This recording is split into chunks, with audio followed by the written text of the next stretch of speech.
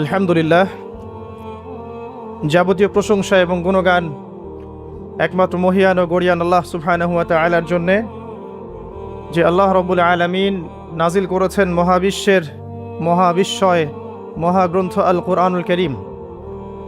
যে আল্লাহ রাব্বুল আলামিন ছাড়া ইবাদত পাওয়ার যোগ্য দ্বিতীয় কোনো হক ইলাহ বা মাবুদ নেই। যে আল্লাহ পাক আজকে আমাদেরকে সুস্থ শরীরে মসজিদে আসার তৌফিক দান করেছেন, সবাই শুকরিয়া আদায় করি, বলি আলহামদুলিল্লাহ। যাবতীয় দরুদ এবং সালাত বর্ষিত হোক মহান আল্লাহ প্রেরিত সর্বশেষ এবং চূড়ান্ত নবী, মানবতার মুক্তির দূত মুহাম্মদুর রাসূলুল্লাহ সাল্লাল্লাহু আলাইহি ওয়াসাল্লামের প্রতি। আমরা সবাই দরুদ পাঠ করি, আল্লাহুম্মা সাল্লি আলা মুহাম্মদ ওয়া আলা আলি মুহাম্মদ কামা সাল্লাইতা আলা ইব্রাহিম ওয়া আলা আলি ইব্রাহিম ইন্নাকা হামিদুম মাজিদ। আল্লাহুম্মা বারিক আলা মুহাম্মদ ওয়া আলা আলি মুহাম্মদ কামা বারাকতা আলা ইব্রাহিম ওয়া আলা আলি ইব্রাহিম ইন্নাকা হামিদুম মাজিদ। আপনারা কেমন আছেন? আলহামদুলিল্লাহ আলা কুল্লি হাল ওয়া ফি কুল্লি মাকান।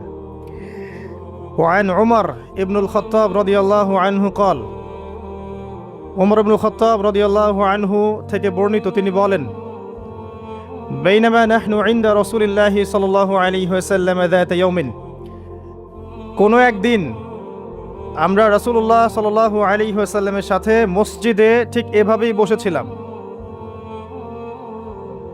তার মানে মসজিদে এভাবে বসাটা সুন্নাহ। এরকমভাবে যখন আল্লাহর বান্দারা আল্লাহর কোরআন, রাসূলের হাদিস এগুলো শোনার এবং শেখার জন্য বসে, রাসূল সাল্লাল্লাহু আলাইহি ওয়াসাল্লাম অন্য হাদিসে বলেছেন, ফেরেশতারা মালায়েকারা তাদেরকে ঘিরে রাখে এবং আল্লাহ পাকের পক্ষ থেকে সাকিনা এবং রহমত বর্ষিত হতে থাকে। শুধু তাই না, আল্লাহ রাব্বুল আলামিনের কাছে আরশে আজিমের কাছাকাছি যে ফেরেশতারা আছেন, সম্মানিত ফেরেশতারা আছেন, তাদের সামনে আল্লাহ পাক এই বান্দাদেরকে নিয়ে গর্ব করতে থাকেন। কেন মালায়েকার সামনে গর্ব করতে থাকেন? কারণ মালায়েকা প্রথমে বলেছিল যে আমরা আপনার ইবাদত করি, তাসবিহ পাঠ করি, তাহলে কি জন্য আপনি এমন কাউকে সৃষ্টি করবেন পৃথিবীতে, মাইয়ুফসিদু ফিহা ওয়া ইয়াসফিকুদ দিমা, যে পৃথিবীতে এসে ফাসাদ সৃষ্টি করবে এবং রক্তপাত ঘটাবে। প্রকৃতপক্ষে মানুষ পৃথিবীতে এখন এই দুইটা কাজই বেশি করছে, ফাসাদ সৃষ্টি করা এবং রক্তপাত ঘটানো। কিন্তু এর বাইরেও আল্লাহর এমন কিছু বান্দা আছেন যারা ফাসাদ সৃষ্টি করে না, রক্তপাতও ঘটায় না, আল্লাহর আনুগত্য করে চলে। এই জন্যেই এই বান্দাদেরকে নিয়ে আল্লাহ পাক গর্ব করে থাকেন। এছাড়াও রাসূল সাল্লাল্লাহু আলাইহি ওয়াসাল্লাম বলেছেন যে যখন জুমার দিন আসে, এই জুমার দিনে যদি কোনো ব্যক্তি সকাল সকাল গোসল করে, আর্লি মর্নিং গোসল করে, গোসল করার পরে তার উত্তম পোশাকটা পরিধান করে, আর গোসলটা করে ফরজ গোসলের মতো, আতর, সুগন্ধি, খুশবু তার সামর্থ্য অনুযায়ী ব্যবহার করে, এরপরে পায়ে হেঁটে হেঁটে মসজিদে আসে, বাহনে চড়ে নয়, পায়ে হেঁটে হেঁটে। যদি আপনি অনেক দূরে থাকেন সেটা আলাদা কথা। এবং ইমামের কাছাকাছি বসে, মসজিদে আসার পরে যতটুকু সম্ভব হয় সুন্নত পড়ে নিল, নফল পড়ে নিল, এরপর ইমামের কাছাকাছি এসে বসলো, ইমামের খুতবা শ্রবণ করে মনোযোগের সাথে। খুতবা শ্রবণ করার সময় কাউকে কষ্ট দেয় না। কাউকে কষ্ট দেয় না মানে হচ্ছে যে কেউ কথা বললে তাকে এতটুকু বলে না যে তুমি চুপ করো, কোনো কষ্ট দেয় না। ইমামের খুতবা শ্রবণ করে, নামাজ পড়ে ইমামের সাথে। এই ব্যক্তির আমল নামায় নবী সাল্লাল্লাহু আলাইহি ওয়াসাল্লাম বলছেন যে প্রত্যেক পদক্ষেপের বিনিময়ে 1 বছরের নফল নামাজ আর 1 বছরের নফল রোজার নেকি লেখা হয়। জুমার এই সমস্ত নেকি নষ্ট হয়ে যাবে যদি আমরা এখানে আদব রক্ষা করতে না পারি। ওমর রাদিয়াল্লাহু আনহু বলছেন, আমরা এভাবেই একদিন মসজিদে বসেছিলাম, হাত্তা তালা আলাইনা রাজুলুন, এমনকি আমাদের ভিতর দিয়ে একজন ব্যক্তি প্রবেশ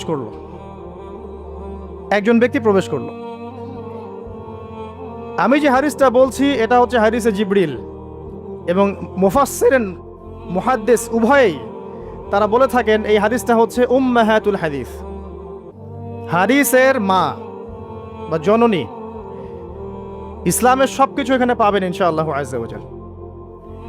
হাত্তা তালা আলাইনা রাজুলুন, এমনকি একজন ব্যক্তি প্রবেশ করলেন, শাদীদুল বায়াদি সিয়াব, তার কাপড়টা ছিল অত্যন্ত চকচকা, ধবধবে সাদা। ওয়া শাদীদুস সাওয়াদি শা'r, এবং তার চুলগুলো ছিল প্রচণ্ড কালো, কুচকুচে কালো, অনেকটা আমাদের এই ভাইয়ের মতো।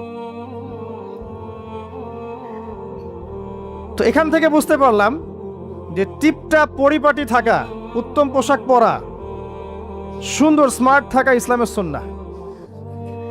আর আমরা খেয়াল করলে দেখবেন সবচাইতে খারাপ কাপড়টা পরে মসজিদে আসে, আর সেই ব্যক্তি মসজিদে আসলেন সবচেয়ে সুন্দর কাপড়টা পরে, তার সামর্থ্য অনুযায়ী সবচেয়ে সেরাটা। কারণ আমরা এখানে আল্লাহর সাথে দেখা করতে এসেছি। আর স্মার্ট থাকার জন্য রাসূলুল্লাহ সাল্লাল্লাহু আলাইহি ওয়াসাল্লামের চেয়ে স্মার্ট কোনো সুন্নাহ নাই। তিনি ছিলেন এই পৃথিবীর সবচেয়ে বিচক্ষণ, প্রজ্ঞাবান, handsome, smart people, smart human being people না, তাই না? তার চেহারার চেয়ে সুন্দর চেহারা কারো আছে?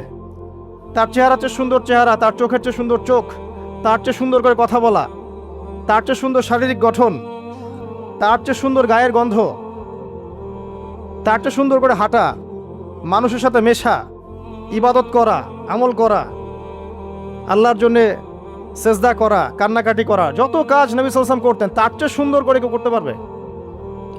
তো আজকের যুব সমাজ নবী সাল্লাল্লাহু আলাইহি ওয়াসাল্লামের আদর্শ বাদ দিয়ে অন্যান্য পশ্চিমা আদর্শ গ্রহণ করেছে, অথচ তারা বুঝতে পারে নাই সবচাইতে স্মার্ট পিপল হচ্ছেন, হিউম্যান বিং হচ্ছেন on the face of the earth রাসূলুল্লাহ সাল্লাল্লাহু আলাইহি ওয়াসাল্লাম। তো আমরা সবাই তার সুন্নাহ ফলো করতে পারি না? এই ব্যক্তি যখন মসজিদে আসলেন তার গায়ে ধবধবা সাদা পোশাক ছিল, আর সাদা পোশাক পরা নবী সাল্লাল্লাহু আলাইহি ওয়াসাল্লামের সুন্নাহ, তিনি এটা পছন্দ করতেন। চুল ছিল কালো, লা ইউরা আলাইহি আসারুস সাফার, তাকে দেখে মনে হচ্ছিল না যে সে সফর করে এসেছে, মানে কোনো ক্লান্তি নাই তার মধ্যে। আমরা মসজিদে আসলে ক্লান্ত হয়ে যাই, সমস্ত কাজকর্ম শেষ করে ক্লান্ত হয়ে মসজিদে আসি। আর তাদের সুন্নাহ ছিল তারা মসজিদে আসলে প্রাণ ফিরে পেতেন, আর আমরা মসজিদে আসলে ঘুমাই। এই যে আমি খুতবা দিচ্ছি, দেখবেন অনেকে ঘুমাবে। একটা আমল বলে দেই, যদি জুমার দিনে মসজিদে এসে ঘুম ঘুম লাগে তাহলে জায়গা চেঞ্জ করবেন, আপনি সরে যাবেন আরেক জায়গায়, আরেক ভাইকে ওই জায়গা দিবেন, দেখবেন ঘুম চলে যাবে ইনশাআল্লাহ। আর একটা দোয়া পড়বেন, আউযু বিকালিমাতিল্লাহি তাম্মাতি মিন শাররি মা খালাক, এই দোয়াটা পড়বেন, আউযু বিকালিমাতিল্লাহি তাম্মাতি মিন শাররি মা খালাক। লা ইউরা আলাইহি আসারুস সাফার, তাকে দেখে মনে হচ্ছিল না সে সফর করে এসেছে। ওয়ালা ইয়ারিফুহু মিন্না আহাদ, এবং তাকে আমাদের এই মদিনার কেউই চিনে না, আননোন একটা ফেস, অপরিচিত মানুষ, মনে হচ্ছে আকাশ থেকে টুপ করে পড়েছে। এই কথাগুলো কে বলছেন? ওমর রাদিয়াল্লাহু তাআলা। ওমর রাদিয়াল্লাহু আনহু খুবই বিচক্ষণ সাহাবী এবং খুবই দূরদর্শিতা সম্পন্ন, সূক্ষ্মদর্শী। এবার সেই ব্যক্তি হাত্তা জালাসা মা'আন নবী সাল্লাল্লাহু আলাইহি ওয়াসাল্লাম, এমনকি সে এসে নবী সাল্লাল্লাহু আলাইহি ওয়াসাল্লামের সাথে বসে পড়লো। কিভাবে বসলো? ফাআসনাদা রুকবাতাইহি ইলা রুকবাতাইহি, তার এই যে দুই হাঁটু, তাশাহুদের সময় আমরা যেমন করে বসি এইভাবে হাঁটুর সাথে হাঁটু লাগিয়ে বসলেন। ওয়াদা কাফাইহি আলা ফাখিজাইহি, এবং তার দুই হাত এটা নবী সাল্লাল্লাহু আলাইহি ওয়াসাল্লামের রান, উরু, এর উপরে রাখলেন। চিন্তা করেন, দৃশ্যটা চিন্তা করেন। তো এই ব্যক্তি কিছু জানতে এসেছে। তো টিচারের কাছে ওস্তাদের কাছে এই যে শিক্ষার্থী যাচ্ছেন, তালেবে ইলম ওস্তাদের কাছে যাচ্ছেন, আদবটা খেয়াল করেছেন? ওই জায়গায় আমাদের জেনারেশনে কেউ থাকলে কি বলতো বলেন তো? হুজুর একটু তাকান এদিকে, এটাই বলতো। মুসাফা করে, হুজুর একটু দোয়া করেন আমার জন্য, একটু তাকান হুজুর, একটা ছবি নিব খালি। এই ব্যক্তি এই কাজ করলো না। ওস্তাদের সাথে কিছু জানতে আসলে, কাছে কিছু জানতে আসলে দিনের ব্যাপারে আদব রক্ষা করতে হয়, না হলে জ্ঞান পাওয়া যাবে না। আর জ্ঞান পেলেও দেখবেন সেটার উপর আমল করার সৌভাগ্য হচ্ছে না, জ্ঞান ভুলে যাবে না। খুব সেন্সিটিভ বিষয়গুলা। আবু হানিফা রাহিমাহুল্লাহ যখন তার এই যে মজলিস বসাতেন, তখন বাছাই করে করে বসাতেন যে কাকে জ্ঞান বিতরণ করলে আমার কল্যাণ আছে, একটা হাদিস আছে, ফয়জুল কালাম বইয়ের মধ্যে পাবেন, যে আব্দুল্লাহ ইবনে মাসউদ রাদিয়াল্লাহু আনহু তিনি বর্ণনা করেছেন যে যদি আলেম ওলামারা, ওলামায়ে কেরাম যদি সঠিক পাত্রে জ্ঞান বিতরণ করতেন, তাহলে ওলামায়ে কেরাম হতেন পৃথিবীর বুকে সবচেয়ে সম্মানিত এবং তারা নেতৃত্ব দিতেন। কিন্তু তারা ভুল পাত্রে জ্ঞান বিতরণ করেছে, দুনিয়াদারদের কাছে জ্ঞান বিতরণ করেছে। এই জন্য আল্লাহ পাক এই জমিনবাসীর কাছে তাদের মর্যাদা কমিয়ে দিয়েছে। তো সঠিক পাত্রে জ্ঞান বিতরণ, এই ওস্তাদের সাথে ছাত্রের যে আদব, এটা রক্ষা করতে হবে, না হলে জ্ঞান অর্জন করা যায় না এবং জ্ঞান কাজেও আসবে না। এবার এই ব্যক্তি জিজ্ঞাসা করছেন, ফাকাল ইয়া মুহাম্মদ, হে মুহাম্মদ সাল্লাল্লাহু আলাইহি ওয়াসাল্লাম, আখবিরনি আনিল ইসলাম, আমাকে ইসলাম সম্পর্কে বলুন। নবী সাল্লাল্লাহু আলাইহি ওয়াসাল্লাম বলছেন, আল ইসলাম, ইসলাম হচ্ছে আন তাশহাদা আল্লা ইলাহা ইল্লাল্লাহ, তুমি সাক্ষ্য দিবে যে আল্লাহ ছাড়া কোনো ইলাহ নেই, ওয়া আন্না মুহাম্মাদান রাসূলুল্লাহ, মুহাম্মদ সাল্লাল্লাহু আলাইহি ওয়াসাল্লাম আল্লাহর রাসূল। কোনো বর্ণনায় এসেছে আল্লাহর বান্দা এবং রাসূল। তারপরে ওয়া আন তুকিমাস সালাহ, এবং তুমি সালাত কায়েম করবে, ওয়া আন তুতিয়াজ যাকাত, এবং যাকাত প্রদান করবে, ওয়া তাসুমা রমাদান, রমাদান মাসে সওম পালন করবে, ওয়া তাহুজ্জাল বাইত ইন ইসতাতা'তা ইলাইহি সাবিলা, যদি সামর্থ্য হয় তাহলে আল্লাহর পথে হজ করবে। এই পাঁচটা হচ্ছে ইসলামের পিলার। আল্লাহ পাক সূরা আলে ইমরানে বলেছেন না, ইন্না দ্বীনা ইনদাল্লাহিল ইসলাম, আল্লাহর কাছে একমাত্র জীবন ব্যবস্থা গ্রহণীয় সেটা কি? ইসলাম। কবরে গেলে প্রশ্ন হবে মা দীনুক, দীনিয়াল ইসলাম। তো মাল ইসলাম, ইসলাম কি? এইটা হচ্ছে ইসলাম, ইসলামের সংজ্ঞা। পাঁচটা পিলার, এটা হচ্ছে ইসলাম। এটাকে স্বীকার করে নিলে একজন ব্যক্তি মুসলিম হয়, ঈমান নিয়ে আসলে মুমিন হয়, তাকওয়া অবলম্বন করলে মুত্তাকি হয়, আর হৃদয়ের মধ্যে কলবে ইহসান চলে আসলে মুহসিন হয়ে যায়। এটা সবচেয়ে বড় স্টেজ। তো এবার এই ব্যক্তি বলছেন সাদাত, আপনি সত্য বলেছেন। উমর রাদিয়াল্লাহু আনহু বলছেন ফাআজিবনা লাহু, আমরা অবাক হয়ে গেলাম। ইয়াসআলুহু ওয়া ইউসাদ্দিকুহু, এই ব্যক্তি নিজেই প্রশ্ন করলো, নিজে আবার সত্যায়ন করলো। এটা কি হয় কখনো? কেউ যখন জানতে আসে কিছু টিচারের কাছে, সে কি সত্যায়ন করতে পারবে আপনার কথা ঠিক আছে এটা বলতে পারবে? তার মানে সে আগে থেকে উত্তর জানতো। তো উমর রাদিয়াল্লাহু আনহু কিন্তু এখন খুব কনসিয়াস এই ব্যক্তি কে আসলে। এইটুকু আমরা একটু আলোচনা করে নেই। নবী সাল্লাল্লাহু আলাইহি ওয়াসাল্লাম এখানে বলেছেন ইসলাম মানে হচ্ছে সাক্ষ্য দেয়া লা ইলাহা ইল্লাল্লাহ এবং মুহাম্মাদুর রাসূলুল্লাহ। এই তো এর মানে হচ্ছে, খুব সংক্ষিপ্ত আকারে বলছি, খুতবায় অনেক বড় বলার সময় থাকে না। এর মানে হচ্ছে আমাকে তাওহীদের উপর থাকতে হবে এবং শিরিক থেকে দূরে থাকতে হবে। আর মুহাম্মাদুর রাসূলুল্লাহ মানে হচ্ছে আপনাকে সুন্নাহর উপর থাকতে হবে, বেদাত থেকে দূরে থাকতে হবে। আবার বলছি, লা ইলাহা ইল্লাল্লাহ সাক্ষ্য দেওয়ার মানে হচ্ছে তাওহীদের উপর থাকতে হবে, শিরক থেকে দূরে থাকতে হবে। আর মুহাম্মাদুর রাসূলুল্লাহ, এই সাক্ষ্য দেওয়ার অর্থ হচ্ছে আমাকে নবীর সুন্নাহর উপর থাকতে হবে, বেদাত থেকে দূরে থাকতে হবে। তাওহীদ আপনারা জানেন, তাওহীদে রুবুবিয়্যা, তাওহীদে উলুহিয়্যা, একটা কি তাওহীদে আসমা ও সিফাত, মানে একমাত্র আল্লাহকেই সৃষ্টিকর্তা, পালনকর্তা, রিজিক দাতা, জীবন মৃত্যুর মালিক, বিধান দাতা, সন্তান দাতা, হায়াত মউতের মালিক, সবকিছু কোথা থেকে হয়? আল্লাহ থেকে। এই কনসেপ্টের নাম হচ্ছে লা ইলাহা ইল্লাল্লাহ। আর যদি কেউ আল্লাহর সাথে শিরক করে, মানে কেউ মনে করে আল্লাহ ছাড়া কোনো সৃষ্টিকর্তা আছেন বা আল্লাহ নাই, বা আল্লাহ আছেন আরো কেউ আছে, অথবা কেউ যদি আল্লাহ ছাড়া অন্য কারোর জন্য সিজদা করে, অন্য কারো কাছে দোয়া করে, অন্য কারো কাছে সন্তান চায়, অন্য কোথাও নজর করে, অন্য কোথাও মানত করে, আল্লাহ ছাড়া অন্য কারো নামে কসম করে, ঠিক আছে, তাকদীরকে অস্বীকার করে, দুনিয়ার জন্য দ্বীনের জ্ঞান অর্জন করে, ঠিক আছে, তারপর আল্লাহ ছাড়া অন্য কারো কাছে সন্তান চায়, এরকম অনেক বিষয় আছে। এই কাজগুলোতে কেউ যদি লিপ্ত হয় তাহলে সে কি করবে? শিরক করবে। তো এই হলো সংক্ষিপ্ত আকারে বললাম আপনার তাওহীদ এর উপর থাকতে হবে, লা ইলাহা ইল্লাল্লাহ, তখন শিরক করা যাবে না।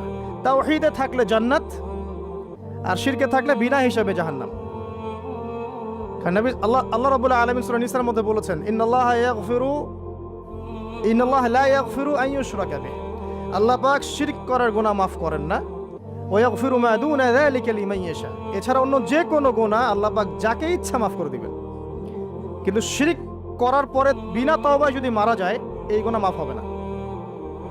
এই জন্য শিরক থেকে সর্বোচ্চ সতর্ক থাকতে হবে। আরেকটা বিষয় কি, মুহাম্মাদুর রাসূলুল্লাহ। যখন মুহাম্মাদুর রাসূলুল্লাহ বলেছি, তার মানে আমার নিজের ইচ্ছায় ইসলামের মধ্যে কোনো আমল করার ইখতিয়ার নাই। আমি চাইলেই নামাজ পড়তে পারবো না, চাইলেই রোজা রাখতে পারবো না, চাইলেই হজ করতে পারবো না, যাকাত দিতে পারবো না, আমি কিছুই করতে পারবো না ইসলামের মধ্যে। যেটাই করব সেটা রাসূল সাল্লাল্লাহু আলাইহি ওয়াসাল্লাম, সাহাবায়ে কেরাম তাদের থেকে প্রমাণিত থাকতে হবে। মানে আমি এই জুমার নামাজ 3 রাকাত পড়তে পারবো না, পারবো? যদি বলি নামাজ তো খুব ভালো কাজ, 2-এর জায়গায় 3 পড়লে সমস্যা কি? নামাজ বাতিল হয়ে যাবে। কারণ নবী সাল্লাল্লাহু আলাইহি ওয়াসাল্লাম 2 রাকাত পড়েছেন, আপনাকে 2 রাকাতই পড়তে হবে। আবার যদি বলি 1 রাকাত পড়বো, হবে? মুহাম্মদুর রাসূলুল্লাহ মানে প্রতিটা আমল নবী সাল্লাল্লাহু আলাইহি ওয়াসাল্লাম যেভাবে করেছেন সেইভাবে করা। তার কথার সাথে তার কাজের সাথে যদি কারো কথা কাজ মিলে যায়, সেটা গ্রহণ করতে কোনো সমস্যা নাই। কিন্তু তার কথার সাথে তার কাজের সাথে যার কথাই মিলবে না, সেটা গ্রহণ না করাই আপনার উপর ওয়াজিব। এক কথায় আমাদের ইবাদত বন্দেগী করার, দিনের পথে চলার একমাত্র আদর্শ মানদণ্ডকে মুহাম্মদ সাল্লাল্লাহু আলাইহি ওয়াসাল্লাম, এটাই হচ্ছে মুহাম্মদুর রাসূলুল্লাহ। এরপরে বলেছেন ওয়া আন তুকিমাস সালাহ, সালাত কায়েম করতে। সালাত কায়েম মানে খুব শর্টকাটে বলছি, আল্লাহ যেন সবাইকে তৌফিক দেন, আমাকে সহ আপনাদের সবাইকে 5 ওয়াক্ত সালাত জামাতে পড়ার চেষ্টা করতে হবে। যদি মিস হয়ে যায়, যখন ঘুম থেকে উঠবেন পড়ে নেবেন। সফরে আছেন, জমা করে নেন, কসর করে নেন। বা আপনি ভুলে গেছেন, যখনই মনে পড়বে তখনই পড়তে হবে, পড়তেই হবে। বা অ্যাটলিস্ট আপনি কোনো কারণে আসতেই পারছেন না, কোনো সমস্যা আছে, বাসায় অ্যাটলিস্ট জামাত করে পড়ে নেন, নামাজ মিস দেওয়া যাবে না। আমাদের দেশে মুসলিমদেরকে নিয়ে বড় বড় কথা বলার সময় না এটা এখন, কারণ আমাদের দেশে মুসলিমদের মধ্যে 90% নামাজ পড়ে না। 5 ওয়াক্ত নামাজ জামাতে পড়ে না 90% মুসলিম। অতএব বেনামাজি মুসলিমদেরকে নিয়ে আপনি খেলাফত কায়েম করবেন নাকি? তো বেসিক কাজগুলো আগে বেশি ইম্পর্টেন্ট। এছাড়া একটা বিষয় আছে, নামাজ সঠিক ওয়াক্তে পড়া। অনেক সময় দেখা যায় ওয়াক্ত চলেই যাচ্ছে, নামাজের কোনো হুঁশ নাই। আল্লাহ পাক হেফাজত করুন আমাদেরকে, সঠিক ওয়াক্তে নামাজ পড়া এবং রাসূলুল্লাহ সাল্লাল্লাহু আলাইহি ওয়াসাল্লামের সুন্নাহ মতো নামাজ পড়া। এই 3G 4G নামাজ চলবে না। 5 মিনিটে 4 রাকাত নামাজ শেষ, এটা রাসূলের সুন্নাহ ছিল না। কিন্তু একটা বিষয় হচ্ছে জায়েজ হয়ে যাবে, একটা হচ্ছে সুন্নাহ, দুটার মধ্যে অনেক পার্থক্য আছে। কুলি না করলে ওযু হবে না, কুলি যদি না করি ওযু হবে না। ওযুর ফরজের মধ্যে কুলি আছে, কুলি না করলে ওযু হয়ে যায়, কিন্তু সুন্নাহ মতো ওযু হবে না, হবে? একটা জিনিস হচ্ছে জায়েজ, একটা হচ্ছে সুন্নাহ। আপনি কোনটা নেবেন? সুন্নাহ। মুহাম্মদুর রাসূলুল্লাহ কে বলেছে? আমরাই তো বলেছি। অতএব প্রত্যেকটা কাজ তার সুন্নাহ মতো হতে হবে। তিনি নামাজ পড়তেন ধীর স্থির ভাবে, তাই না? তাড়াহুড়া করে, ধীর স্থির ভাবে, সূরা কিরাত ঠিক মতো করে, রুকু সিজদা সুন্দর মতো করে, খুশু হুজুর সাথে, বিনয়ের সাথে, এইভাবে সালাত পড়ার পরেই দেখবেন এই জাতি সফলতা অর্জন করছে, তার আগে হবে না। এরপরে বলেছেন নবী সাল্লাল্লাহু আলাইহি ওয়াসাল্লাম যাকাতের কথা, ওয়া আন তুতিয়াজ যাকাত। যাকাত কেন? কারণ ইসলামিক, মনে রাখবেন, ইসলামিক ইকোনমিক্স এর বেস হচ্ছে যাকাত, সাদাকা, আপনার হালাল ব্যবসা, কৃষিভিত্তিক অর্থনীতি। আর বর্তমানের যে ইকোনমিক্স চলছে সারা ওয়ার্ল্ড ওয়াইড, যেটার মূল সেন্টার হচ্ছে পশ্চিমা বিশ্ব, এই ইকোনমিক্সের মূল বেস হচ্ছে রিবা বা সুদ। দেখেন, শ্রম রাখা অবস্থায় কিন্তু আমরা মিথ্যা খুব একটা বলি না, চিটিং করি না, করতে গেলে মনে বাধা আসে, তাই না? মানুষকে ঠকাই না। আমরা শ্রম রাখা অবস্থায় কিন্তু আল্লাহ দেখছেন মনে করে আমরা খাই না, পান করি না, স্ত্রী হালাল তাকেও ছুঁই না। তো হালালগুলো ছেড়ে দেই সিয়াম রেখেছি বলে, আল্লাহ দেখছেন বলে, এটাই আল্লাহ কনসিয়াসনেস। এটা যদি সিয়ামের মাধ্যমে অর্জন করা যায়, তাহলে আমাদের টোটাল লাইফ থেকে গুনাহ দেখবেন ইনশাআল্লাহ আস্তে আস্তে কমে গেছে।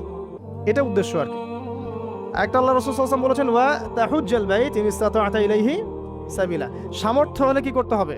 বাইতুল্লাহ হজ করবেন। আল হজ টাইটেলের জন্য করবেন? ভোট পাওয়ার জন্য করবেন? মানুষ ভালো বলবে এই জন্য করবেন? হাজী সাহেব বলবে এই জন্য করবেন? হজের উদ্দেশ্য কি? হজের উদ্দেশ্য হচ্ছে ইব্রাহিমী একত্ববাদ শিখে আসা। হজের যে কাজগুলা, এগুলো ইব্রাহিম আলাইহিস সালামের সুন্নাহর মধ্যে অন্তর্ভুক্ত। ইব্রাহিম ছিলেন তাওহীদপন্থী, শিরকের সাথে আপোষ করেন নাই, পরিবার ছেড়ে দিয়েছেন, বাবা বের করে দিয়েছে, আগুনে ফেলে দিয়েছে, স্ত্রীকে রেখে আসছেন, সন্তানকে রেখে আসছেন শুধুমাত্র আল্লাহর জন্য। ইফকার আলাহু রব্বুহু আসলিম, যখনই আল্লাহ তার রব তাকে বলেছেন ইসলাম কবুল করো, মানে আত্মসমর্পণ করো, ক্বালা আসলামতু লিরাব্বিল আলামিন, তিনি বলেছিলেন কি, আমি আল্লাহর কাছে আত্মসমর্পণ করছি। এই যে ইসলাম, আত্মসমর্পণ, এটা হচ্ছে ইব্রাহিম আলাইহিস সালামের কাছে শিখতে হবে। এটা শিখতে হজ করতে যেতে হবে। সাফা মারওয়া সাই করার সময় যদি আমার চেতনা এরকম না আসে যে এইভাবেই ওই যে হাজারা আলাইহিস সালাম তার ছোট্ট সন্তানকে পানি খাওয়ানোর জন্য এই দৌড়াদৌড়ি করেছেন, হা হুতাশ করেছেন, একবার এই পাহাড় একবার ওই পাহাড়, ছোট্ট শিশু কাঁদছে পানির জন্যে, এই ফিলিংসটা না আসলে ওখানে জগিং হবে, ওই ফিলিংস আর হবে না। ওই সাফা মারওয়া কি হবে, জগিং হবে। ওই চেতনাটা আসতেছে না। তো এই সাফা মারওয়া কেন সাই করবেন, কার সুন্নাহ এটা? ওই কাজটা হাজারা আলাইহিস সালামের, ওই কাজটা আল্লাহর কাছে এত ভালো লেগেছিল, আল্লাহ পাক কিয়ামত পর্যন্ত সেটা রেখে দিয়েছেন, দেন নাই? ওই মায়ের আর্তনাদ তাহলে চিন্তা করেন। আর ওই মায়ের সন্তানকে ইসমাঈল আলাইহিস সালাম, এই সন্তানের আদর্শ দেখবেন। বাবা বলছেন যে ইয়া বুনাইয়া ইন্নী আরা ফিল মানামি আন্নী আযবাহুক, হে আমার ছেলে, আমি দেখেছি স্বপ্নে আমি তোমাকে জবাই করছি, ফানজুর মাযা তারা, তোমার কি রায়, তোমার কি খেয়াল? ক্বালা ইয়া আবাতি, বললেন হে আমার বাবা, ইফআল মা তুমার, আপনাকে যে আদেশ করা হয়েছে আপনি তাই করুন। সাতাজিদুনি ইনশাআল্লাহু মিনাস সাবিরিন, ইনশাআল্লাহ আপনি আমাকে সবরকারী, ধৈর্যশীল পাবেন। এই সন্তানটাকে মানুষ করেছে তার মা হাজারা আলাইহিস সালাম, তার বাবা কিন্তু তাকে মানুষ করে নাই। ওই হাজারা যিনি সাফা মারওয়া সাই করছেন, এরকম মায়ের গর্ভ থেকেই এমন সন্তান আশা করা যায়। আর আমাদের পরিবারে, আমাদের সমাজের স্টার জলসা জি বাংলার স্ত্রীদের কাছে এমন সন্তান আশা করা যায় না। অপসংস্কৃতি দিয়ে এবং দুনিয়াবি বিষয়গুলো দিয়ে, ভোগ বিলাস, এগুলো দিয়ে এত মত্ত হয়ে গেছে এরা যে আল্লাহর তাওহীদ, আল্লাহর সুন্নাহ, ইসলামের আদর্শ, মূল্যবোধ সব ভুলে গেছে। সন্তানও বড় হচ্ছে মাশাআল্লাহ সেইভাবে। পরিবারগুলো যেন এখন এক একটা জাহান্নামের টুকরা। অথচ আল্লাহ পাক বলেছিলেন কু আনফুসাকুম ওয়া আহলিকুম নারা, নিজে জাহান্নামের আগুন থেকে বাঁচো, পরিবারবর্গকে বাঁচাও। অনেক বড় বড় মানে রিনাউন্ড ফ্যামিলিগুলো, ইসলামিক ফ্যামিলিগুলো ভিতরে ভিতরে দেখা যাবে ফিতনা দিয়ে ভর্তি। পারিবারিক ফিতনার কারণে দেখা যায় যে দিন নিয়ে চলা, দিনের পথে কাজ করা, প্রচার প্রসার করা অনেক সময় মুশকিল হয়ে পড়ে। তো পরিবারের পিতা যদি ইব্রাহিমের মতো হতে না পারে, মায়েরা যদি হাজারা আলাইহিস সালামের মতো হতে না পারে, এবং সন্তানরা যদি ইসমাঈল আলাইহিস সালামের মতো হতে না পারে, আপনি এরকম আদর্শ পরিবারও কল্পনা করতে পারবেন না, এবং এরকম পরিবারগুলো দিয়ে আদর্শ সমাজও কখনো বাস্তবায়ন হবে না। এমন হওয়ার তৌফিক আল্লাহ পাক আমাদেরকে দান করুন, আমিন। আরেকটা হজের চেতনা আছে, সেটা হচ্ছে ঐক্য। হজ মুসলিম উম্মাহকে ঐক্যবদ্ধ করে, আর হজ করে আসার পরে আমরা আবার বিভক্ত হয়ে যাই। সুবহানাল্লাহ। হজের মধ্যে হানাফি, আহলে হাদিস, দেওবন্দি, বেরলভী, আট্রসি, চরমনা, এগুলো মারামারি হয় না? হজে হয় না? হজে সবাই এক হয়ে যায়, মাশাআল্লাহ। আর যখনই দেশে আসি বা যে যার জায়গায় চলে যাই, আবার যে যার মত পথ ধরি, তাই না? এতে করে উম্মার উপকার হচ্ছে। আমরা যত ছোটোখাটো মাসলা মাসালগুলো নিয়ে যখন আমরা মসজিদগুলো ভাগ করছি, এতে আমাদের উম্মার উপকার হচ্ছে, তাই না? মুহাম্মদ সাল্লাল্লাহু আলাইহি ওয়াসাল্লাম খুশি হবেন আমাদেরকে দেখলে, কিয়ামতের মাঠে হাউজে কাউসারের পানি দিবেন, আমাদের জন্য খাতির যত্ন করবেন। আল্লাহ বোঝার তৌফিক দান করুন। আর সবচেয়ে দুঃখজনক জায়গাটা হচ্ছে অনৈক্য।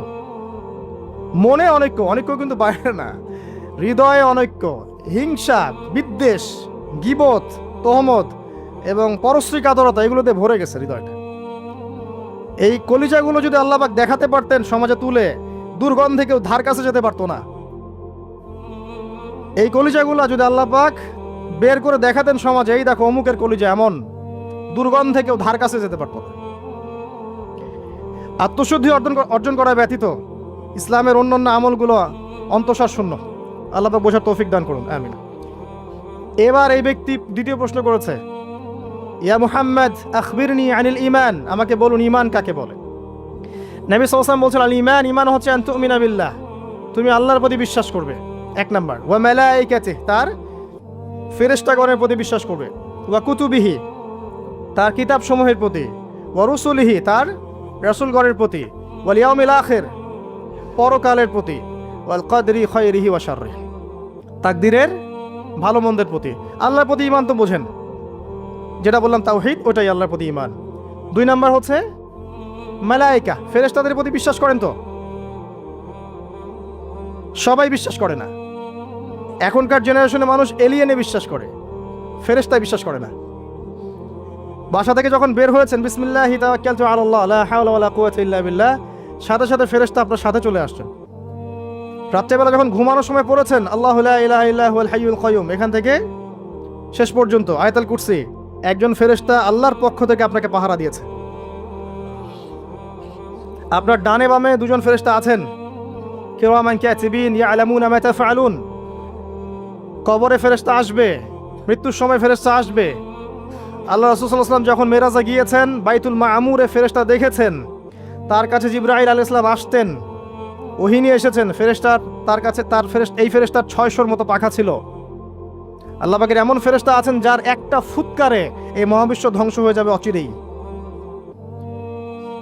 আন তুমিনা বিল্লাহি ওয়া মালাইকাতিহি, তার ফেরেশতা মণ্ডলীর প্রতি বিশ্বাস স্থাপন করবে।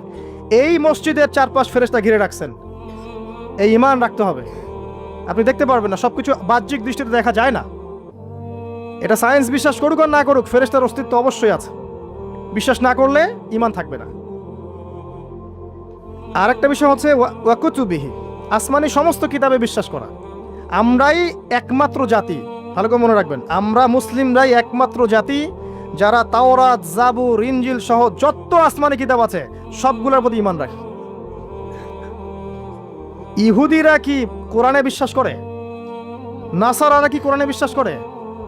আমরা ওদের তাওরাতেও বিশ্বাস করি, জাবুরেও বিশ্বাস করি। তো কারা অসাম্প্রদায়িক? এই যে একটা ট্যাগ লাগিয়ে দেওয়া হচ্ছে এখন, তাহলে কারা অসাম্প্রদায়িক? ওয়া রুসুলিহি, প্রত্যেকটা রাসূলকে আমরা বিশ্বাস করি। আল্লাহর পক্ষ থেকে যত রাসূল এসেছেন সবাইকে কি করি? আমরা বিশ্বাস করি। লা নুফাররিকু বাইনা আহাদিম মিনহুম, তাদের কারো মাঝে আমরা কোনো পার্থক্য করি না। আমরা মুসা আলাইহিস সালামকে মানি না, ঈসা আলাইহিস সালামকে মানি না, এবং ফলো করি মুহাম্মদ সাল্লাল্লাহু আলাইহি ওয়াসাল্লামকে, কারণ তিনি আমাদের সর্বশেষ নবী এবং সবচেয়ে নিউ এডিশনটাই তো মানুষ নিবে, তাই না? তিনি সবচেয়ে নিউ এডিশন এবং ফাইনাল টেস্টিমেন্ট, এই জন্য আমরা তাকে ফলো করি। আমরা অনেক স্মার্ট। কিন্তু ইহুদিরা কি মুহাম্মদ সাল্লাল্লাহু আলাইহি ওয়াসাল্লামকে মানে? খ্রিস্টানরা কি মুহাম্মদ সাল্লাল্লাহু আলাইহি ওয়াসাল্লামকে মানে? তাহলে কারা সাম্প্রদায়িক, কারা অসাম্প্রদায়িক? আমরা সবাইকে মানি, প্রত্যেক আসমানি কিতাবে বিশ্বাস করি, প্রত্যেক নবী রাসূলকে বিশ্বাস করি। এবং ইসলাম সবচেয়ে উদার নৈতিক ধর্ম। এটা উদার নৈতিক মানবতা প্রেমী কোনো ধর্ম নাই পৃথিবীতে। এবং এটা একমাত্র রিলিজন যেখানে প্রত্যেকটা বিষয়ের সমাধান আছে। আপনি মানেন আর নাই মানেন, কেউ বাধ্য করেনি। মানলে আপনি আল্লাহর আনুগত্য করবেন এবং জান্নাতে যাবেন ইনশাআল্লাহ। যদি না মানেন, আপনার বিচার পরকালে আল্লাহ পাক করবেন। কেউ কারো উপরে জবরদস্তি করতে যাবে না, তাই না? লা ইকরাহা ফিদ্দিন, দিনের মধ্যে কোনো বাড়াবাড়ি নাই। ফাযাক্কির ইন্নামা আনতা মুযাক্কির, তুমি উপদেশ দাও, তুমি শুধুমাত্র কি উপদেশদাতা। লাস্তা আলাইহিম বিমুসাইতির, তুমি কারো উপরে দারোগা নও, জাস্ট মেসেজ পৌঁছে দেয়া, মানলে মানবে, না মানলে না, সিম্পল। এর জন্য কি বোমাবাজি করতে হবে? রাষ্ট্রের মধ্যে অরাজকতা সৃষ্টি করতে হবে? হিন্দু মুসলিম মারামারি করতে হবে? কিচ্ছু করতে হবে না। এগুলো ইসলামের সাথে সাংঘর্ষিক, এগুলো করতে যাবেন না। বরং এই সব কাজের কারণে ইসলাম ক্ষতিগ্রস্ত হয়, মুসলিমরা ক্ষতিগ্রস্ত হয়। মুসলিমদের সবচেয়ে বেশি দরকার এখন পড়াশোনা করা, পড়াশোনা করা, জ্ঞান অর্জন করা। জ্ঞান অর্জন করতে থাকেন, ইনশাআল্লাহ আল্লাহ আপনার হৃদয়ের চোখ খুলে দেবেন ইনশাআল্লাহ। আল্লাহ পাক সবাইকে পরিপূর্ণ জ্ঞান অর্জন করা তৌফিক ইনায়াত করুন, আমিন। আরেকটা বলেছিলেন ওয়াল ইয়াউমিল আখির, পরকালে বিশ্বাস করা, তাই তো? পরকাল মানে এই মৃত্যু থেকে শুরু হবে পরকাল, তারপরে কবরের প্রশ্ন উত্তর। যে ব্যক্তি পৃথিবীতে আল্লাহর সাথে শিরিক করেছে সে কখনো মান রব্বুক প্রশ্নের উত্তর দিতে পারবে না। যদি শিরিক থেকে তওবা না করে মারা যায়, সে কখনো মান রব্বুকা প্রশ্নের উত্তর দিতে পারবে না, পসিবল না। যে ব্যক্তি পৃথিবীতে তাওহীদের উপর থাকবে ইনশাআল্লাহ, সে ব্যক্তি মান রব্বুক প্রশ্নের উত্তর দিতে পারবে। পৃথিবীতে যে ব্যক্তি ইসলামকে ঠাট্টা বিদ্রুপের ছলে গ্রহণ করেছে, এর আনুগত্য করেনি, একে রিজেক্ট করেছে, সে মা দীনুকা প্রশ্নের উত্তর দিতে পারবে না। পৃথিবীতে যে ব্যক্তি রাসূল সাল্লাল্লাহু আলাইহি ওয়াসাল্লামের আদর্শ মতো চলেনি, মান নাবিয়ুকা বা মান হাযার রাজুল বুইসা ফিকুম, এই প্রশ্নের উত্তর দিতে পারবে না। আর বিশ্বাস করেন যারা এই 3টা প্রশ্ন উত্তর দিতে পারবে, অর্থাৎ তাওহীদপন্থী, সুন্নাহপন্থী এবং দিনকে পরিপূর্ণরূপে গ্রহণকারীরা, তাদেরকে আরও একটা প্রশ্ন করা হবে।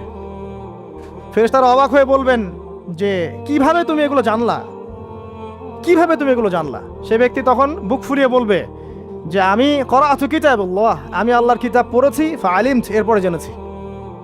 তো আল্লাহর কিতাব পড়া হয় তো মাশাআল্লাহ নিয়মিত? আল্লাহর কিতাব নিয়মিত পড়া হয় তো মাশাআল্লাহ? পড়বেন প্রিয় ভাইয়েরা, ডেইলি আধা ঘন্টা হলেও, আমি বলি 10টা মিনিট হলেও কোরআন পড়বেন। আধা ঘন্টা পড়লে আরও ভালো, 1 ঘন্টা পড়লে সবচেয়ে ভালো। সবচেয়ে ভালো হয় ডেইলি 1 পারা করে পড়তে পারলে। আমার পরিবারবর্গ এই কাজটা করে মাশাআল্লাহ, ডেইলি 1 পারা পড়তে চেষ্টা করে। আমি পারি না, কারণ শুধুমাত্র তোতা পাখির মতো পড়ে গেলে আমার মন ভরে না, যতক্ষণ পর্যন্ত না আয়াতগুলোকে নিয়ে আমি ভাবছি, গবেষণা করছি, অর্থটা বুঝতে হবে। তো ডেইলি 1 পারা পড়ার অভ্যাস করলে হবে কি, মাসে 30 পারা, প্রতি মাসে 1 খতম। দেখবেন আপনার জীবনে বরকত আসতেছে, আপনার হায়াতে বরকত হচ্ছে, রিজিকে বরকত হচ্ছে, মনে একটা শান্তি থাকবে। আর কোরআন যে যত বেশি তেলাওয়াত করে, মানসিক চাপ নেওয়ার ক্ষমতা তার তত বেশি থাকে। এটা আপনি প্রমাণিত, পরীক্ষা করে দেখেছি আমি। 3 দিন 7 দিন কোরআন থেকে দূরে থাকলে মানসিক চাপ নিতে পারি না, কিন্তু কোরআনের অ্যাটাচমেন্টে থাকলে, সংস্পর্শে থাকলে দেখবেন আপনি মানসিক চাপ নিতে পারতেছেন, কারণ এটা আল্লাহর পক্ষ থেকে নাজিল করা অভ্রান্ত সত্যের উৎস। এই হলো পরকাল, প্রশ্নের উত্তর। তারপরে পুনরুত্থান, যেখানে 50,000 বছর দাঁড়িয়ে থাকতে হবে। মানুষ অতিষ্ঠ হয়ে যাবে যে বিচার কেন শুরু হচ্ছে না। একবার আদম আলাইহিস সালামের কাছে, একবার নূহ, একবার মুসা, একবার ঈসা, সবার কাছে মানুষ ছুটতে থাকবে, বিচারটা শুরু হোক, অ্যাটলিস্ট জান্নাত জাহান্নাম পরে দেখা যাবে, আগে শুরুটা হোক। দাঁড়ায় থাকতে থাকতে আমরা শেষ। এই যে ঘাম দিয়ে কারো টাকনু, কারো হাঁটু, কারো বুক, কারো গলা, চিন্তা করা যায়? দেখবেন খেয়াল করে, নামাজ যদি 10-এর জায়গায় 15 মিনিট হয়, অস্থির মুসল্লি থাকতে পারে না। আর এই যুগের মানুষটা বেশি অস্থির, বিকজ অফ এই টেকনোলজিক্যাল রেভলিউশন। এগুলো আমাদেরকে খুব ফাস্ট সব কিছু পাওয়ার একটা তাড়না সৃষ্টি করে, সব দ্রুত পেতে হবে, দ্রুত পেতে হবে। এই জন্য স্থির না, তারা অস্থির। তো ওই অস্থির মানুষকে আল্লাহ পাক কিয়ামতের মাঠে দাঁড় করে রাখবেন 50,000 বছর। সূরা মাআরিজ পড়ে দেখেন। এরপরে আমাদের নবী সাল্লাল্লাহু আলাইহি ওয়াসাল্লামের কাছে আসবেন যখন মানুষেরা, তিনি তখন একমাত্র ব্যক্তি তিনি, যিনি উঠে সেজদায় পড়ে যাবেন আল্লাহর কাছে। আল্লাহ বলবেন, তোমার যা ইচ্ছা তুমি চাও, কবুল করা হবে। এই ব্যক্তির আদর্শ আমরা এখনো মানতে পারি নাই। এই ব্যক্তির স্টাইলে দাড়ি রাখলে আমাদের লজ্জা লাগে, এই ব্যক্তির স্টাইলে চুল রাখলে, জুব্বা পরলে বা তাকওয়ামূলক পোশাক পরলে, সুন্নাহসম্মতভাবে চললে আমাদের লজ্জা লাগে, মনে হয় আমরা আনসোশ্যাল হয়ে গেছি, ব্যাকডেটেড হয়ে গেছি, পিছায় পড়ছি। এই ব্যক্তি সুপারিশ করবেন, তিনি পড়েই থাকবেন সেখানে যতক্ষণ পর্যন্ত আল্লাহ পাক তার দোয়া কবুল করেন। এটা একটা। আরেকটা হচ্ছে, যখন কবিরা গুনাহগার ব্যক্তিদেরকে জাহান্নামের জন্য আযাবের ফয়সালা হয়ে যাবে, আমাদের নবী সাল্লাল্লাহু আলাইহি ওয়াসাল্লাম সুপারিশ করে এই উম্মতের কবিরা গুনাহগার ব্যক্তিদেরকে জান্নাতে নিয়ে যাবেন ইনশাআল্লাহ। এই ব্যক্তিকে গালি দেয়া হয়, এই ব্যক্তিকে তার চরিত্র নিয়ে কথা বলা হয়, এই ব্যক্তিকে নিয়ে কত কিছু করা হয়। আল্লাহ পাক তাদেরকে হেদায়েত নসিব করুন। অথচ এই ব্যক্তি মুহাম্মদ সাল্লাল্লাহু আলাইহি ওয়াসাল্লাম বলেছেন, কাশ আমি যদি আমার ভাইদেরকে দেখতে পেতাম। সাহাবীরা বলতেন, ইয়া রাসূলুল্লাহ, আমরা কি আপনার ভাই নই?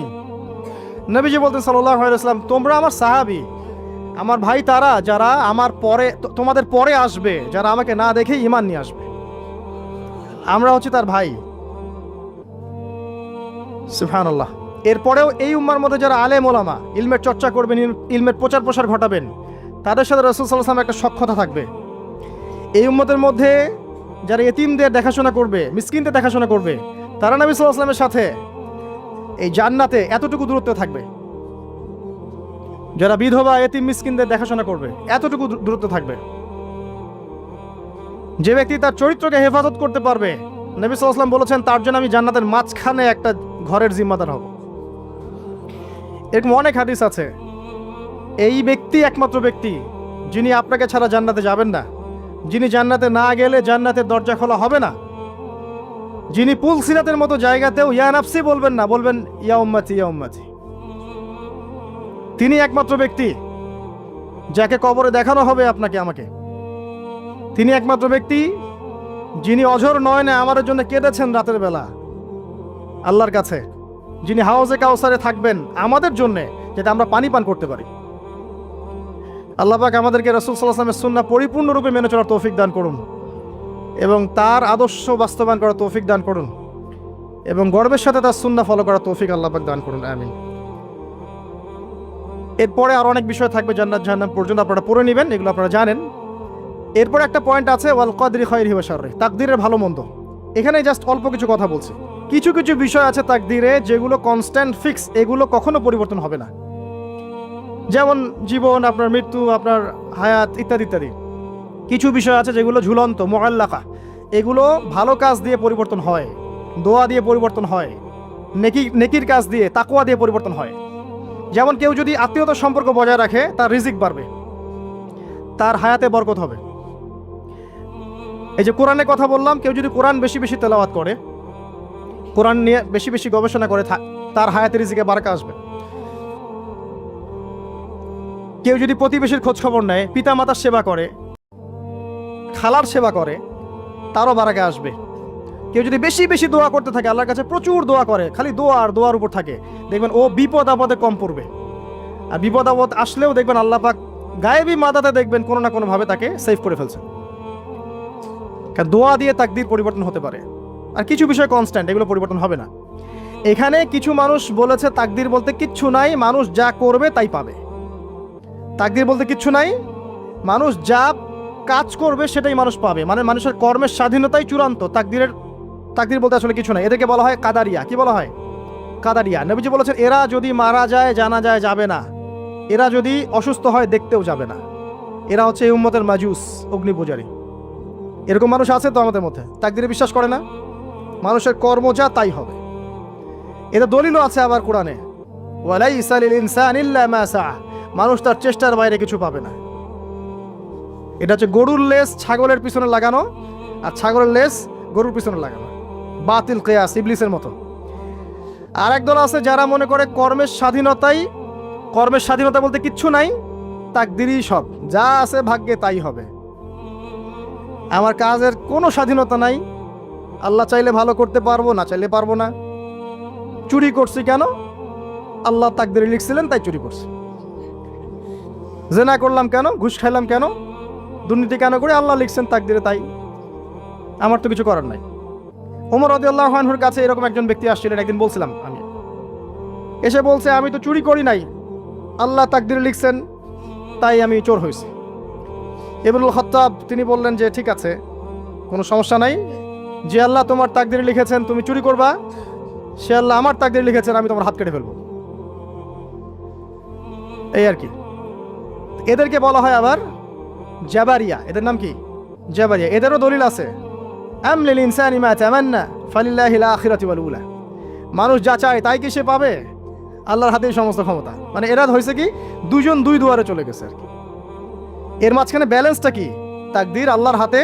আল্লাহ পাক তাকদীর লিখেছেন আসমান জমিন সৃষ্টির 50,000 বছর আগে, এরপরে আবার মায়ের গর্ভে যখন রূহ আসে তখনও, তারপরে লাইলাতুল কদরে তাকদীর আবার বাজেট পেশ করা হয়।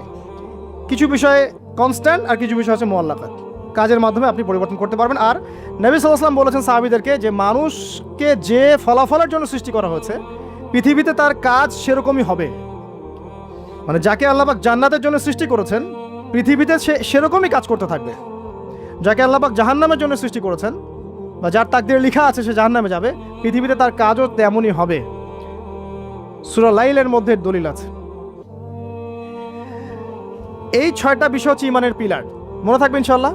আল্লাহর প্রতি বিশ্বাস, মালায়েকা, কুতুবিহি ওয়া রুসুলিহি ওয়াল ইয়াউমিল আখির ওয়াল কদরি খায়রি ওয়া শাররি। এই 6টা পিলারকে মনে বিশ্বাস করা, মুখে স্বীকার করা আর কাজে বাস্তবায়ন করার নাম হচ্ছে ঈমান। মনে থাকবে ইনশাআল্লাহ। মনে বিশ্বাস, মুখে স্বীকার আর কাজে বাস্তবায়নের নাম কি? ঈমান। শুধু মনে বিশ্বাস করি, কাজ নাই, ঈমান আছে? ঈমান আছে, নামাজ পড়ি না, চলবে? চলবে না। এখানে 2টা দল আছে, ভালো করে বোঝেন এই জায়গাটা। এক দল হচ্ছে মনে করে জাস্ট মুখে লা ইলাহা ইল্লাল্লাহ একবার বললেই জান্নাত। কথা বুঝতে পারছেন? এদেরকে বলা হয় মুরজিয়া। কি বলা হয়? মুরজিয়া, মানে শৈথিল্যবাদী। আরেক দল আছে যারা মনে করে মানুষ কবিরা গুনাহ করলেই কাফের হয়ে যায়, এদেরকে বলা হয় খারেজি। কি বলা হয়? খারেজি। পৃথিবীতে যত দেশে দেশে এই যে জঙ্গিবাদ ছড়িয়ে পড়েছে, এর মূল আকীদা হচ্ছে এই যে খারেজি আকীদা, যারা মনে করে যে কেউ যদি কবিরা গুনাহ করে কাফের হয়ে যাবে, অতএব তাকে মারা জায়েজ আছে, এই জন্য তাকে মারা, তার রক্তকে হালাল মনে করা, তার সম্পদ লুটে নেওয়া, এগুলো ওরা জায়েজ মনে করে, নেকির কাজ মনে করে। এটা খারেজি আকীদা। আর মাঝখানের আকীদা হচ্ছে আহলে সুন্নাহ ওয়াল জামায়াতের আকীদা। সেটা হচ্ছে মনে বিশ্বাস, মুখে স্বীকৃতি, ঠিক আছে, এটা বেস। আর কাজ হচ্ছে ফুরু বা শাখা। কাজ করতে গিয়ে কারো ভুল ত্রুটি ভালো মন্দ হতে পারে, যদি কেউ কবিরা গুনাহ করে ফেলে তার জন্য তওবার দরজা খোলা আছে, সে কাফের হয়ে যাবে না, হায়েস্ট সে বরং ফাসেক বা জালেম হতে পারে। এই অবস্থায় মারা গেলে আল্লাহ তার বিচার করবে। এই হচ্ছে আহলে সুন্নাহ ওয়াল জামায়াতের আকীদা। এরপরে ওই ব্যক্তি বলেন আপনি সত্য বলেছেন। আবার প্রশ্ন করলেন মাল আখবিরনি আনিল ইহসান, ইহসান কাকে বলে? নবীজি উত্তর দিলেন আল ইহসান আন তা'বুদাল্লাহা কাআন্নাকা তারাহ। তিনি বললেন ইহসান হচ্ছে তুমি এমনভাবে আল্লাহর ইবাদত করবে যেন তুমি আল্লাহকে দেখতে পারছো। ওয়া ইল্লাম তাকুন তারা ফাইন্নাহু ইয়ারাক, তুমি যদি আল্লাহকে দেখতে না পারো বিশ্বাস রাখবে আল্লাহ তোমাকে দেখছেন। এই যে এই কনসিয়াসনেস, আল্লাহ কনসিয়াসনেস নিয়ে ইবাদত করার নাম হচ্ছে ইহসান। ইহসান যে ব্যক্তি আয়ত্ত করতে পারবে সে হবে মুহসিন, মুসলিম, মুমিন, মুত্তাকি, মুহসিন, একদম হাইয়েস্ট লেভেল। তাহলে এই হচ্ছে ইহসান। ইহসান যার মধ্যে থাকবে সে কিন্তু পাপ করতে পারে না খুব একটা। খেয়াল করে দেখেন, আন তা'বুদাল্লাহ কাআন্নাকা তারা, তুমি এমনভাবে আল্লাহর ইবাদত করবে যেন তুমি স্বয়ং আল্লাহকে দেখতে পারছো। আল্লাহকে যদি কেউ দেখতে পারতো সে কি কখনো আল্লাহর বিরুদ্ধে যেতে পারতো? এই বিষয়টাই হচ্ছে ইহসান। আর আল্লাহকে কেউ এই দুনিয়ায় খালি চোখে দেখতে পারবে না। এই জন্য আল্লাহ রাসূল বলেছেন যে ওয়াইল্লাম তাকুন তারা, তুমি যদি তাকে দেখতে না পারো ফাইন্নাহু ইয়ারাক, তিনি তোমাকে অবশ্যই দেখছেন। আল্লাহকে হাজির নাজির জেনে ইবাদত করতে হবে। আল্লাহ পাক তৌফিক দান করুন, আমিন। প্রত্যেকটা কাজ, নামাজ, রোজা, হজ, যাকাত, জিকির, আজকার, তাসবিহ, তাহলিল, সব কিছু, ব্যবসা বাণিজ্য, চাকরি বাকরি যা আছে সব আল্লাহকে হাজির নাজির জেনে করলে মানুষ হারাম থেকে বেঁচে থাকতে পারবে ইনশাআল্লাহ আযজা ওয়া জাল্লা। চতুর্থ প্রশ্ন করেছেন এই ব্যক্তি, আখবিরনি আনিস সাআহ, আমাকে কিয়ামত সম্পর্কে বলুন। নবীজি বলছেন মাল মাসউলু আনহা বিআ'লামা মিনাস সাইল, এই ব্যাপারে প্রশ্নকারী আর যে উত্তরদাতা এর বেশি কেউ কিছু জানে না। যাকে জিজ্ঞেস করা হচ্ছে আর যে জিজ্ঞাসা করছে তাদের জ্ঞান সমান। আমি আসলে জানি না কবে কিয়ামত হবে। কেউ জানে কবে কিয়ামত হবে? সূরা লুকমানের শেষে আছে না, ইন্নাল্লাহা ইনদাহু ইলমুস সাআহ ওয়া ইউনাজিলুল গায়স ওয়া ইয়ালামু মা ফিল আরহাম ওয়া মা তাদরি নাফসুম বিআই মাযা তাকসিবু গাদা ওয়া মা তাদরি নাফসুম বিআই আরদিন তামুত। পাঁচটা বিষয় আল্লাহ ছাড়া কেউ জানে না। কিয়ামত কবে হবে, বৃষ্টি কখন কোথায় বর্ষিত হবে, আগামীকাল কোন নফস কি অর্জন করবে কি হারাবে, কার মৃত্যু কোথায় হবে, এগুলো আল্লাহ ছাড়া কেউ জানে না। তো এই জন্য তিনি বলেছেন মাল মাসউলু আনহা বিআ'লামা মিনাস সাইল, এই বিষয়ে জিজ্ঞাসিত ব্যক্তি প্রশ্নকারীর চেয়ে বেশি জানে না। তিনি থেমে যান নাই প্রশ্নকারী, তিনি বলছেন আখবিরনি আন আমারাতিহা, আচ্ছা আপনারা তো জানা নাই এক্স্যাক্টলি কবে কিয়ামত হবে, তাহলে আপনি বলেন এর কিছু আলামত বলেন, সাইন্স বলেন। নবীজি বললেন দুইটা মাত্র। একটা হচ্ছে আন তালিদাল আমাতু রাব্বাতুহা, যখন দেখবে দাসী তার মনিবকে জন্ম দিচ্ছে। দাসী তার মনিবকে জন্ম দিচ্ছে মানে ন্যায় অন্যায়, সত্য মিথ্যা, হালাল হারামের মানদণ্ড উল্টে যাবে, দুনিয়া উল্টা পাল্টা হয়ে যাবে। আর দাসী কি মনিবকে জন্ম দিতে পারে? মানে মানদণ্ড কি হবে? উল্টে যাবে। আর একটা ব্যাখ্যা হচ্ছে ওলামায়ে কেরাম করেছেন যে পিতা মাতাদের সাথে শেষ জামানায় দাস দাসীর মতো আচরণ করা হবে। এটাও ঠিক আছে ব্যাখ্যা। একটা আধুনিক ব্যাখ্যা হচ্ছে যে সত্যিকার অর্থেই দাসী মনিবকে জন্ম দিবে। কিভাবে? ফ্যামিলিস্ট রেভলিউশন এবং রিবার কারণে।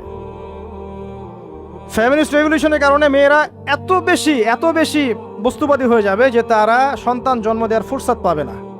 এই যুগটা কি আসছে? সন্তান জন্ম দেওয়ার ফুরসত পাবে না। এটা অন্য কান্ট্রিগুলোর দিকে তাকায় দেখেন, এটা অ্যাভেলেবেল হচ্ছে।